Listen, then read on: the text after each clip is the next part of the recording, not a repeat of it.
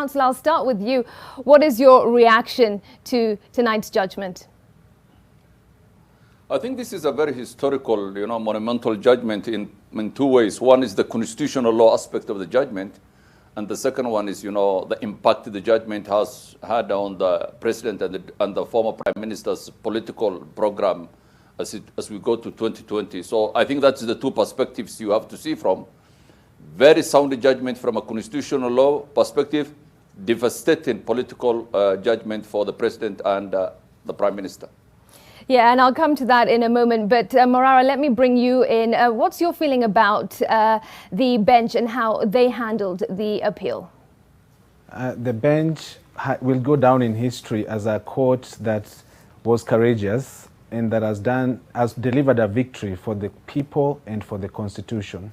And they have carried on from what the High Court judges did, basically standing up for the people, and that is what they are required to do in Article 159 of the Constitution, that they have a responsibility in the exercise of the powers given by the people to defend and protect the Constitution.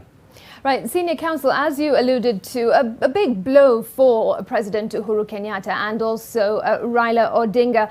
Also, a lot of political careers are going down tonight.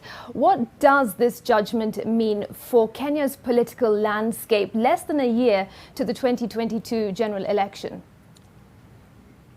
I think everybody knows, that the PPI and the process to change the constitution had the 2022 election in mind.